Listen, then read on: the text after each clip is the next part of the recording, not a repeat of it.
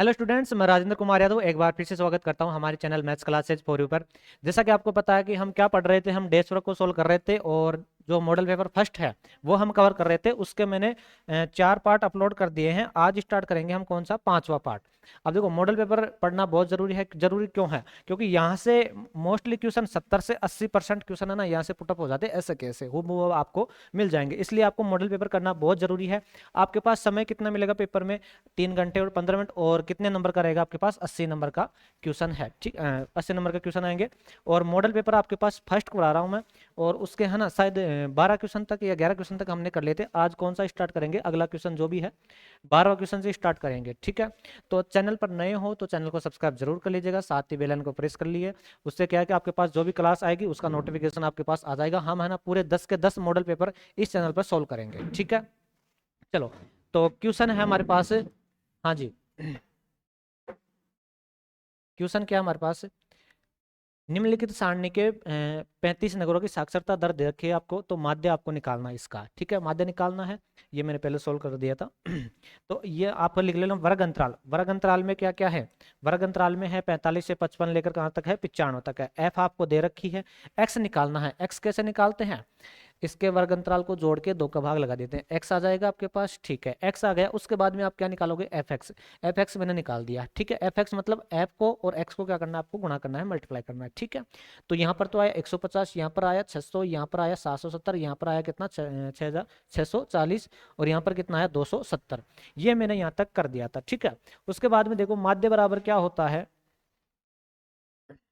माध्य का फॉर्मूला बताओ मेरे को, क्या होता है?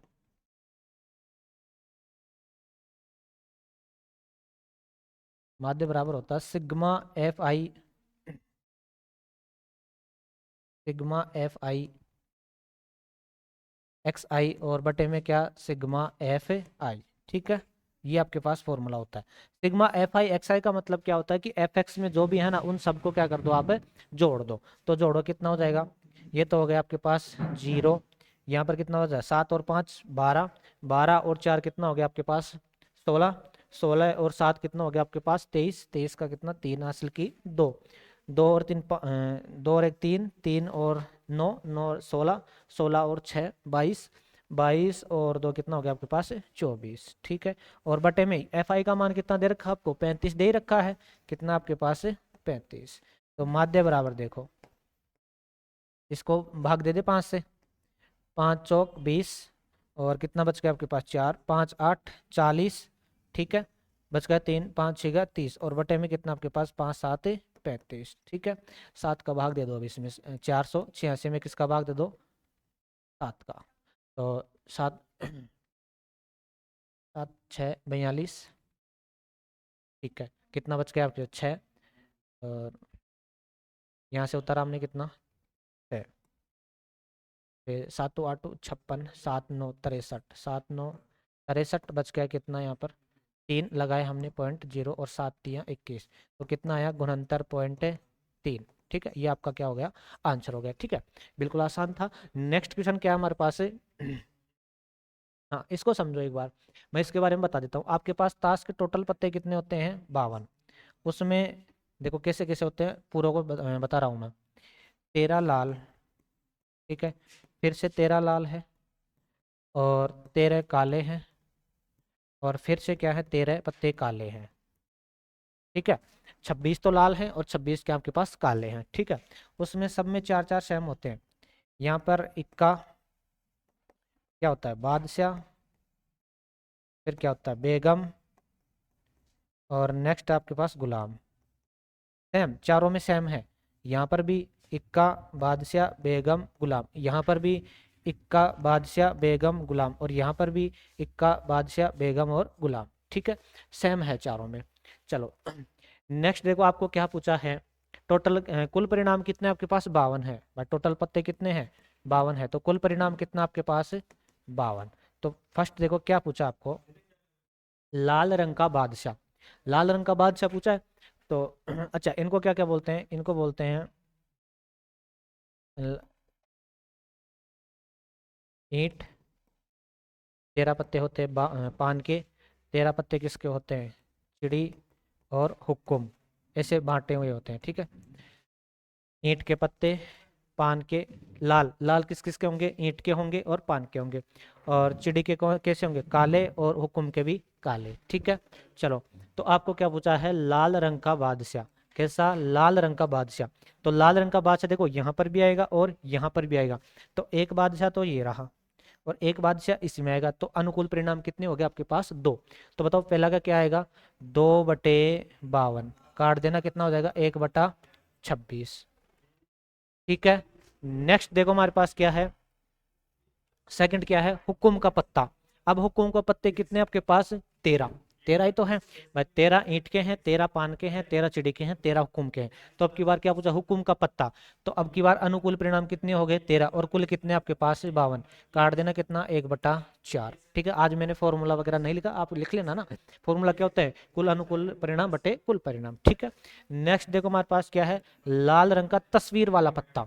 तस्वीर वाला पत्ता देखो कौन कौन से होते हैं, ये 3 होते हैं तस्वीर वाले, ये तीन ही तो होते हैं। ठीक है, ये 3 पत्ते होते हैं तस्वीर वाले, लेकिन आपको कैसे चाहिए, लाल रंग के चाहिए। तो लाल रंग के 3 तो ये रे, ओनली लाल के, काले के नहीं चाहिए। 3 इसमें आएंगे और 3 इसमें आएंगे, इसमें तो काले हो गए फिर। ठीक है, तो आपको लाल के चाहिए। तो लाल के 3 और 3 कितने हो गए, 6। तो अनुकूल परिणाम तो 6, और कुल परिणाम कितने आपके पास है, 52। कुल परिणाम कितने हैं, 52। काट देना इनको, 3 से काट दो, सॉरी 2 से काट दो, 2 तिया 6 और 26, 3/26। नेक्स्ट क्वेश्चन आपके पास क्या है, एक तस्वीर वाला पत्ता। तस्वीर वाले पत्ते, अब चाहे वो लाल हो चाहे काले हो, कोई सब सब चलेंगे। ठीक है, तो 3 यहाँ पर, ठीक है, 3 यहाँ पर तस्वीर वाले होने चाहिए, लाल काले से अब की बार कोई मतलब नहीं है। 6, फिर 3 यहाँ पर 9, और फिर 3 यहाँ पर 12। तो अब की बार अनुकूल परिणाम कितने हो गए, 12, और कुल परिणाम कितने हैं, 52। तो बताओ क्या हो जाएगा इसका, 12/52, काट दो, 3 2 से काट दो, 6/26, फिर काट दो, 3/13। ठीक है, हो गया ये। आप ये जरूर डायग्राम बना लेना। ठीक है, नेक्स्ट क्वेश्चन क्या है हमारे पास है, हाँ, इसको मैं लिख देता हूँ पूरा कंप्लीट। दो क्रमागत धनात्मक पूर्णांक ज्ञात कीजिए जिनके वर्गों का योग कितना है, 365 है।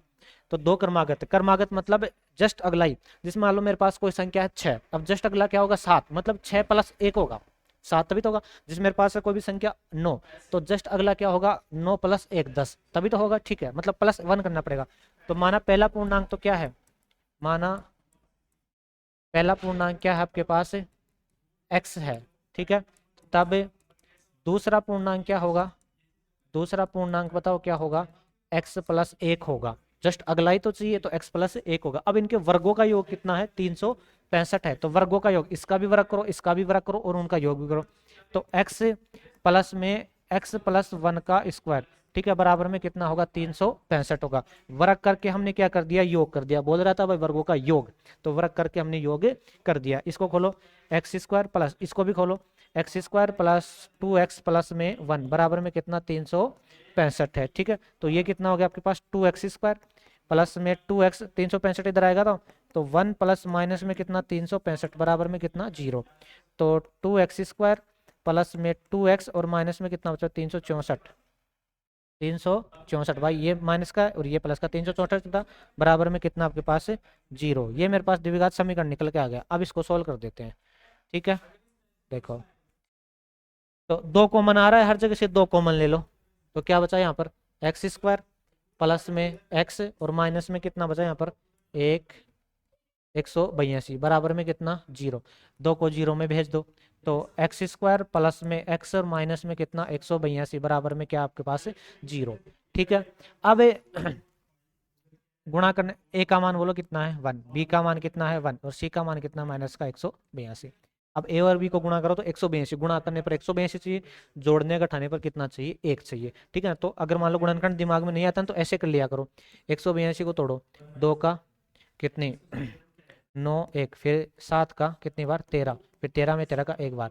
तो देखो 7 दूनी 14 और 13 हो गया टुकड़ा, 13 और 14 गुणा करेंगे 182 हो जाएगा, और जोड़ने घटाने पर आपको 1 बच जाएगा। ठीक है, तो 14 को तो रखना पड़ेगा प्लस का, और 13 को किसका, माइनस का, तभी तो प्लस का 1 बचेगा यहाँ पर। ठीक है, तो x² प्लस का तो कौन, 14x, और माइनस का कौन, 13x, और माइनस में कितना, 182 बराबर 0। यहाँ से क्या कॉमन आएगा, x, तो x + 14 बचा, माइनस 13 कॉमन आ जाएगा, माइनस कॉमन ले लिया तो सब प्लस के हो जाएंगे। ठीक है, और प्लस में कितना बचेगा यहाँ पर 13। भाई 13 और 14 का ये तो गुणा था 182, तो 13 को बनाएगा तो कितना बचा यहाँ पर 14 बचा। ठीक है, एक्स प्लस 14 यहाँ पर भी है, एक्स प्लस 14 यहाँ पर भी है। क्या बचा आपके पास, एक्स माइनस 13 बराबर 0। ठीक है, इसको मैं मिटा देता हूँ।